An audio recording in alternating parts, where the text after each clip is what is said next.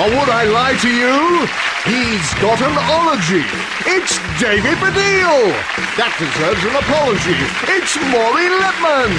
And their team captain, David Mitchell. And facing them tonight, I don't believe it, it's Jimmy Carr. Now that's out of the way, here's Richard Wilson. And their team captain, Lee Mack. But first, imitate a gas leak and bring the house down for your host, Angus Deaton.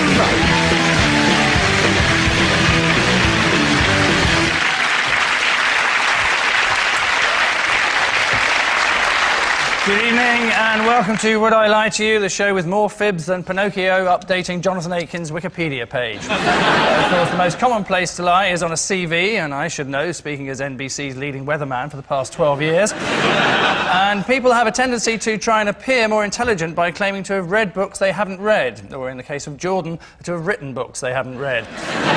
So after much thought, consideration and a power planning meeting, it was decided we should start with round one, Home Truths. Our panellists take it in turns to read the card in front of them. This may contain a true fact or a load of nonsense that we've just made up on their behalf. The other side then sift through the evidence, deduce the real truth, and generally try and look like they know what they're doing. Maureen is the first to stick her head above the parapet, so Maureen, if you would. OK. Surprise us all. Yes, I once worked as part of a circus double act, which was called Franco and Tutti. Professionally? Yep. You got paid for it? I did. So what was the double act called again? Franco and Tutti. And you were? Franco. Can you describe the act? Yep, I was the ringmaster and she pretended to be all numbers of animals. All numbers of All animals? numbers? Well, like what? Well, she pretended to be an elephant, she pretended to be a prancing horse. Right. Lee, this line, we're not trying to book the act, we're just trying to... How old were you? I was 14, she was 12. It was child labour. It was, well, when I said professional, we did it on stage, somewhere up north in the pantomime. Whereabouts up north? In Hull. You so said that as I'm the expert on the north. There is a place called Hull. This sounds like it might be true. Yeah. We'd won this thing to go on the panto. You won a competition to go to Hull? No, no. What was the second prize? No, So you weren't paid for it? yes, we were. You were paid How for much it? Well, we were given food. Were you given, like, buns when you were an elephant? What was the name of the panto? The panto was just your traditional Cinderella pantomime. And how many And shows? Roy Roland- Not that traditional, because in the Yeah. middle of it, a ringmaster came on, and a girl dressed as an elephant and then a donkey. No. The old traditional pantomime of Cinderella. In pantomime, Lee, they do mess around with the story a bit. They don't just... Yeah, they do, but not in traditional pantomime, they don't. Yes, they... In the story of Cinderella, God, I used to there's run- no bloke dressed as a woman. You know, in the fairy tale, pantomime itself is already screwing around with the story. Are you They're having telling a little bit of a circus bit. It's just a bit of fun. I saw a panto. They had a laser light show. What do you think, Richard? I think she's changed her story. She said she was being paid for it initially. It was professional. But it was a Yeah, professional but she might be show. telling the truth, but getting a bit confused. Yeah. It's true. It's Maureen Lipman. So what do you think, team captain? I'm saying it is a lie. Maureen, gospel or garbage? It is, in fact, a lie. It is a lie. Yep, it's a lie. Maureen was not part of a circus double act called Franco and Tutti. A recent report cleared circuses of being cruel to animals, but found them guilty of cruelty to audiences. Many feel that there's no need to pay £20 to see people falling over each other, throwing knives and wearing ridiculous amounts of makeup when you can just visit Basildon on a Friday night. So, Jimmy, your turn to shock us all. Oh, right, OK. Oh, there you go. I had an interview at MI5 to be a spy.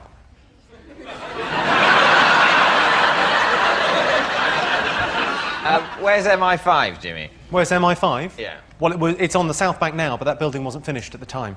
So it was a meeting in Millbank. What was it, like a planning meeting to join MI5? Like a planning? No, I wasn't going to be... I wasn't going to build a new The fact headquarters. the building wasn't finished. We're thinking of setting up a big organisation of spies. Well, you know... Lots of guns and handcuffs and itching powder. We don't know how we're going to use that, but it's all fun. And we're building a huge, crazy building on the South Bank, which is actually MI6, but never mind.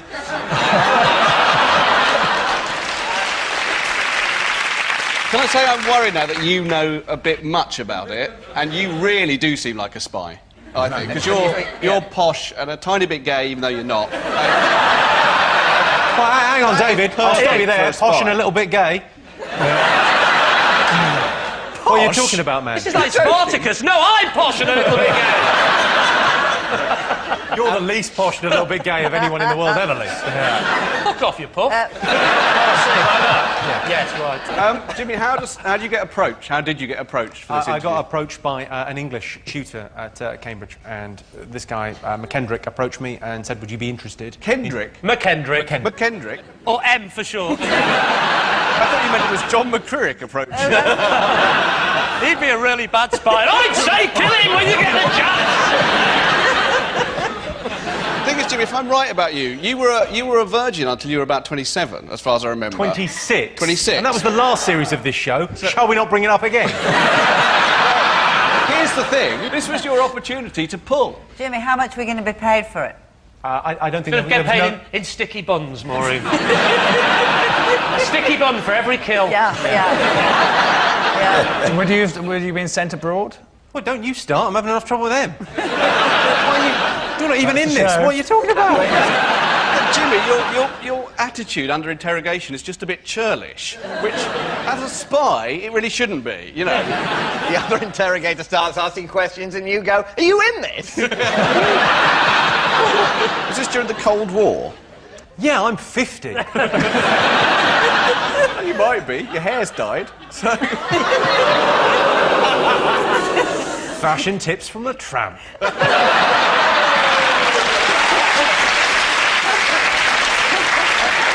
Now, girls. Was there a practical side to the interview? Did you have to... Yeah, I had to fuck a girl in a speedboat.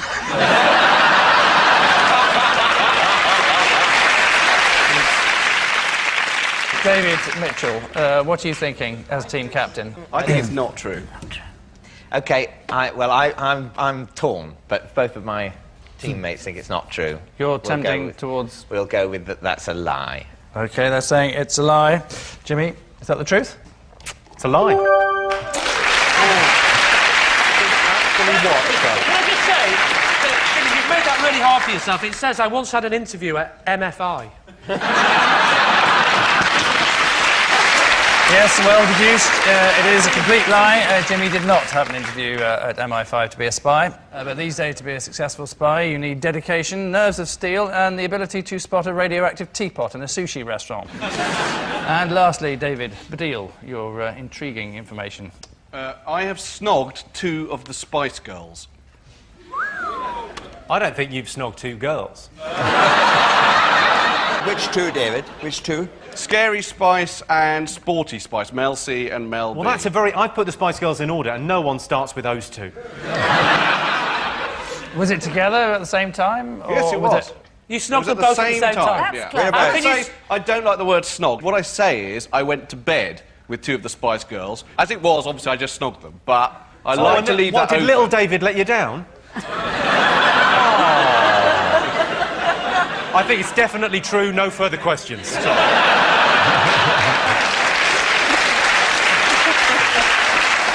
It was a bit strange, actually, because, to be honest, I was only really interested in Melanie B, who I've been having... It was at the Four Seasons Hotel in Los Angeles, and I've been having a bit of a flirtation with her. Basically, I did end up with Melanie B in my room, and then Melanie C just kind of turned up.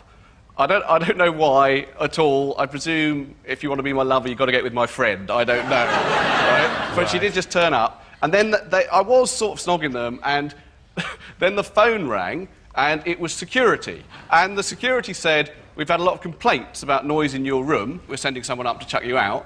So I chucked them out of my room. What year was this? 1996. And what were you doing in Los 96. Angeles? Were they not big in 96? No, just it was early in 1996. So what are you thinking about this one, team? I think it sounds perfectly plausible. I think David Baddiel may well have got off with the Spice Girl. Richard? Or 2. I think there's a lot of detail there, and I tend to say I believe that.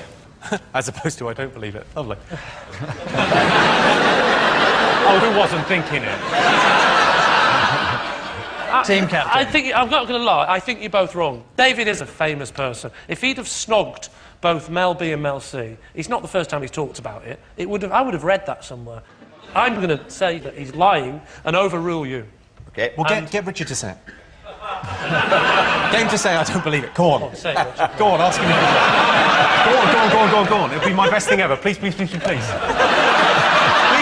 it. Angus, I would like to give my decision by handing it over to Richard Wilson. What would you say it?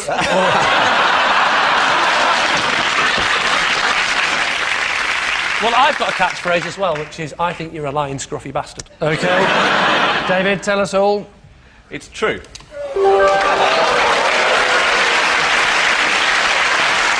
have snogged 2 of the Spice Girls. It is true, yes. In case you didn't catch it, David has snogged 2 of the Spice Girls. Just 3 more to go, and he gets to keep the set. This, of course, gives David a girl group hit rate of 40%. Impressive, but still slightly behind Lembit Opik, who's currently on 50. Our next round is Ring of Truth, which has been described as both simple and subtle. The people describing it as simple being correct. I dish out a celebrity fact. Lee's team, guess if it's true. Nothing could be more entertaining. After this frighteningly genuine travel guide from NBC. Scotland is the place where the pipes skirl, the men wear kilts, and everybody drinks Scotch whiskey and talks with a funny accent.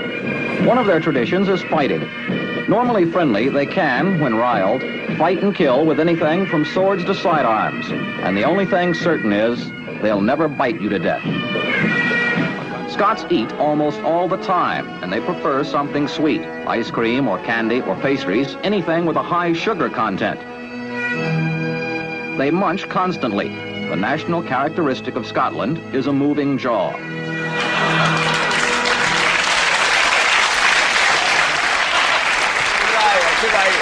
Could I just say I take that as an insult on behalf of the Scottish nation. It's balderdash, and I want that man's name. I think that's disgusting. This is your chance. Why don't you say... Nice one. That's your chance. Say it now. No! Is there a question to go with that, or are we just agreeing? Because I agree with everything that was said. Yes. No, there is a question. So, that was the NBC show Weekend from 1974. Shortly after recording that film, the narrator actually met a Scotsman, and now he has no teeth. OK, so here is the related fact for Lee's team. After a visit to Scotland, Paris Hilton demanded her PA only ever speak to her with a Scottish accent. Her PA resigned. Is that true, Lee's team? I mean, firstly, I don't think Paris Hilton's got a PA, because I think she seems quite down to earth to me. She probably just... she probably just organises some stuff herself, doesn't she? Does it all herself, yeah. Yes, this was something that she said after visiting Edinburgh last year. It's a beautiful accent, isn't it? It's amazing kind of pronunciation. But, so she might have kind of... But she's a fucking idiot. Why would she? Why would she pick up And also, on that? it wouldn't make... Because I'm guessing that the purpose of it is to... Because she probably thinks, oh, I've been to Scotland, it sounds very cultural and interesting, I want my PA to speak like that. But that's only fine if you're not... I mean, the kind of job she's got, her PA is going, right, you've just had Playhouse asking if you can get your tit suit. Is that a good accent? No, it's terrible. Was it? So, Lee, what are you thinking on this one? Jimmy? I think an accent is a really sexy and important thing. I think accents are like lovely, and that's sort of kind of what draws you. I think that might be true. Well, it's just so unlikely it might be true. You think it's true? Yeah. Well, once again, I would like to overrule you. No, I wouldn't. I'm going to go with the majority this time. We'll say it's true. Should have overruled. It's a lie. Yeah. It's completely untrue. Paris Hilton's PA did not resign after being ordered to speak with a Scottish accent. Being Paris Hilton's PA, it would certainly be a demanding job, what with all the organising and holding the camcorder steady. Which means at the end of that round, it's David's team who are cock-a-hoop, charging ahead 3-1.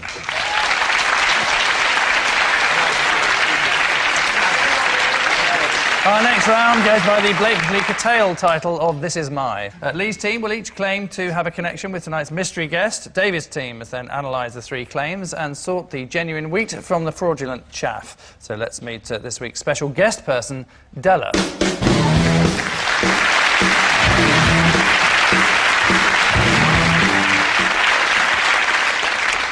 So, Richard, what is Della to you? This is Della, and Della and I danced on my dancer-size fitness video. OK, Lee, perhaps you'd like to explain how you know Della? This is Della, the estate agent who accidentally locked me in a house after a viewing. Right. And finally, Jimmy, your relationship This with... is Della, and she is my chiropodist. Right. So there you have it. A dancer-sized partner to Richard, a forgetful estate agent, if we believe Lee, or a chiropodist to the stars, or at least Jimmy. David's team. Can I ask Richard something? Richard, the exercise video that you made, did it sell well? No. That's obviously Eliza, because you've never made an exercise video. And what was it called, this exercise video? I don't believe it. A dance... I don't believe you made Richard one. Wilson's Learn Dancing video. That's not... really not a snappy title, is it? Do you know what, though? If that had been made, I would be the first one to click it. I'd buy that. So catchy. But also, I thought it was a dancer-size video. Yeah. So it's actually using dance to get fit, not learning the foxtrot. No, I didn't do foxtrot. We did jive, we did boogie woogie, Oh, say that last one again. boogie woogie. We did a whole range of dances. And the idea was to get young people interested in dance and get them Well, exercising. you're the perfect man to get young people interested in dance. That was some time ago. Were you in the video with Della, or was it just you? Della was your teacher? No, Della wasn't. Della was one of the dancers. And you say it was some time ago that you did this video. It's about 57 I don't know why we argue about this. It was called the Richard Wilson Dance Yourself. Obviously, it's a lie. No, it wasn't called Dance Yourself anything. It was called the Richard Wilson Learn Dancing. I'm not quite sure of the title, to be honest. So what's wrong with your feet, Jimmy? I pronate. I beg your pardon? I pronate. I've got extraordinarily flat feet. So I have to wear orthotics, and I get kind of weird bunions. Speak properly. Orthotics? I've got these little bills in my shoes. So I've got these little things that I have to wear in my shoes. Otherwise, my Achilles tendons kind of give out. It's a weird kind of... I've got weird bunions, yeah. Whoa, you know all the chat-up lines, don't you? And I got some weird bunions, baby. What does she do for you? She makes those little things for my feet, and then she kind of... I get very rough skin, because I have to wear these things, and then she kind of deals with that. I'm a bit confused by the fact that Della here not only makes your orthotics, but also rubs your rough bits. As in chiropodist. So, which is she? Well, she's both. She's got a chiropody, I guess some sort of qualification. There's something on the wall. She was in the Yellow Pages. Right. I'm guessing she's qualified. And is that how you came across her, through the Yellow Pages, or did someone recommend her? I got a recommendation. From? Right. All right, I got a recommendation from Simon Cowell off of The X Factor. So you got a recommendation from Simon Cowell? We were on... Simon and I were on holiday together. So you're on holiday with Simon? Not with him. We were in the same hotel. We weren't arm in arm. Where? Barbados, Sandy Lane. Well, how often do you have this done with Della? Maybe once a year. Does it set you back a little bit? No, it's not too bad. No, I'm doing very well, thanks. Oh, good. Della, I have to say, is attractive, and I hate to think of her near Jimmy Carr's feet. The estate agent possibility. Yes. Take us through being locked into the house. It was one of these open days where you show lots of people around at the same time. Someone was showing people round, and then he left as I went to the top floor. Meanwhile, Della comes in. There's lots of people been coming and going. The last few go. I'm still up there looking out at the vista, and she simply goes, leaving me locked within said premises. Well, how did you get out? Well, I didn't have my mobile phone on me.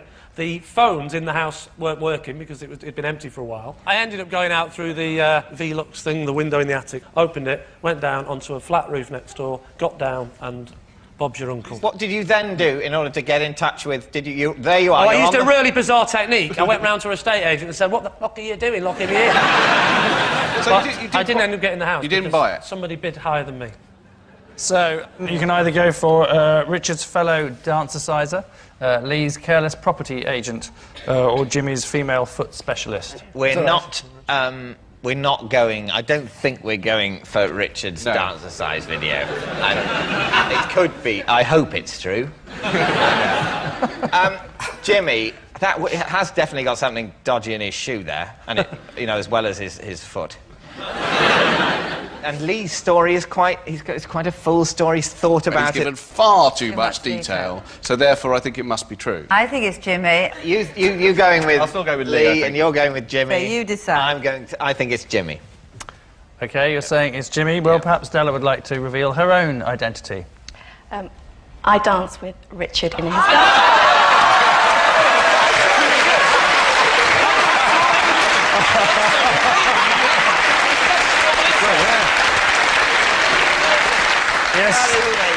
Yes, Della is indeed Richard's video dance partner, and proof, if proof were needed.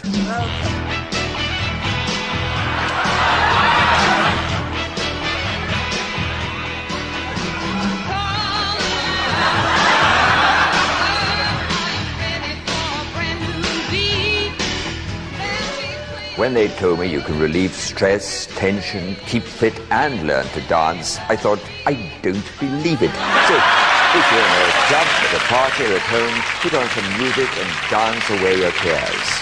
So, let's dance.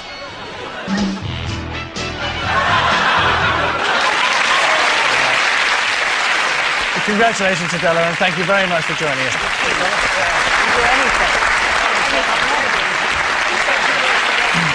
And so we come to our final round, quickfire lies, more truths than lies, but this time against the clock. Lee's team are currently behind, so have one last chance for redemption, starting with David Mitchell.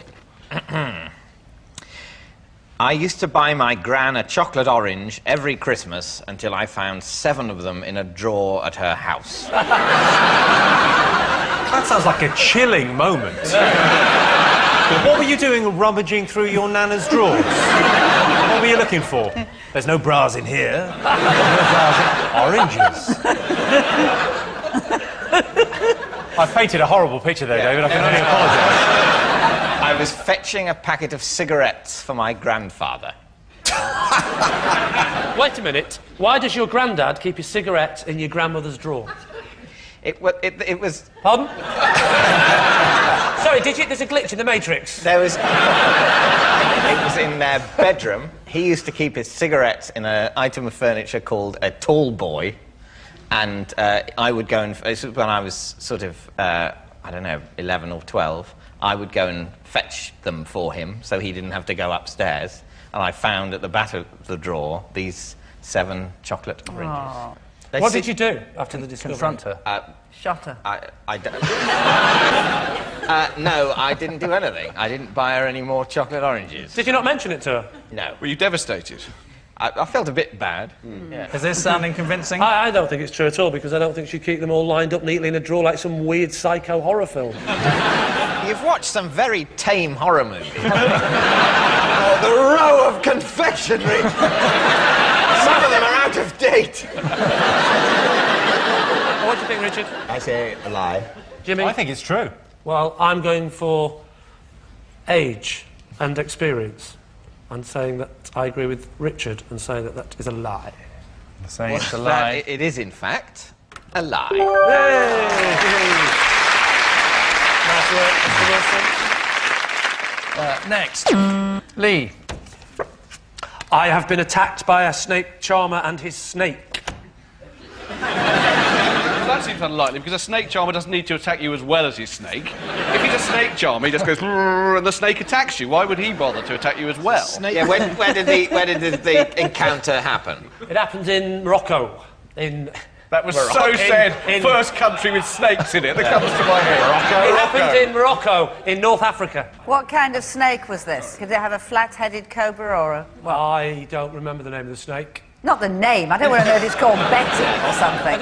It's not that I don't remember it. I can picture it clearly now. Describe the snake. Right, no legs.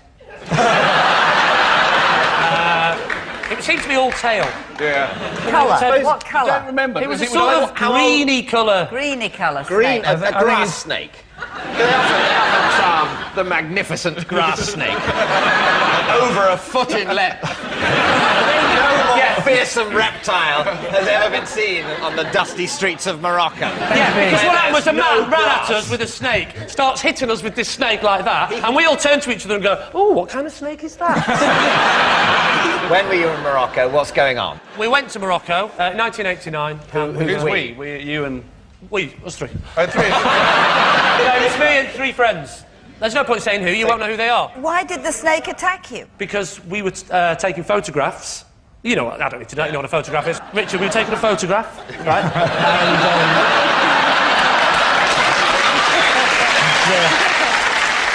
He didn't like you taking a photograph? It's not that he didn't like us taking the photograph, he didn't like the fact that we hadn't then volunteered some money for that. And subsequently chased us. Well, this is obviously not true. Why? Because it's bollocks. I think it's true. I do think it's not true. I think it's not true. Well, I think we're going to go with lie. Lee, tell us the truth. It is, in fact, true.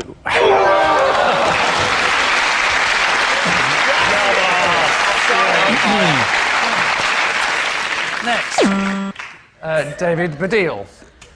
This just says possession on it, which means that there's something here which is mine. Oh, shoot. Yes. And this is it. This is the neck brace I wore once just to get an upgrade on a flight. Was there anything the matter with your neck at the time? No. And you just wore that to get... Definitely true. I know you. It's bound to be true. I can speak for your character. That sounds exactly the kind of thing. I'm amazed you weren't in a wheelchair at the time, frankly. So you took it with you for that purpose? Yes. Did it work? Yes. Where was your seat? Was that in club or economy? It was originally in club, and I got upgraded to first class.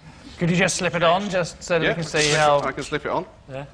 vulnerable you look? How does it look? Hang on, this is the face I did as well. Just look like a vicar. Did you keep it on for the entire flight?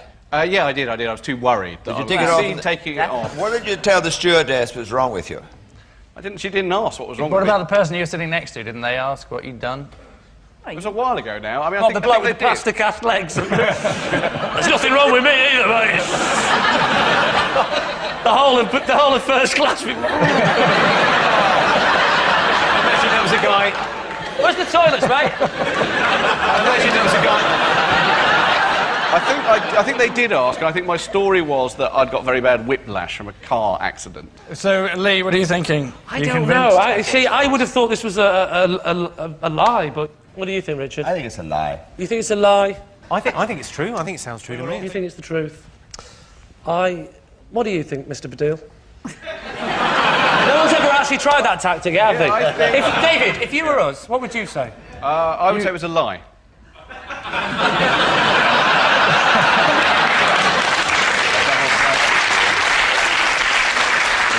Does that help at all, Lee? It's definitely true. He couldn't have thought of a double bluff. Because that obviously means... I think it's a lie. It is a lie. No. Well done, Mr. Which ill-mannered buzzing means at the end of the show, it's, well, Lee's team, who are tonight's Golden Girls, having outclassed David's team 6-5. Congratulations, sir. And we leave you with news that, according to research scientists, if a person's eyes move to the left, they're retrieving factual information. If they move to the right, then they're lying. If they move to the left, then the right, then the left, then right, left, the chances are they're watching tennis.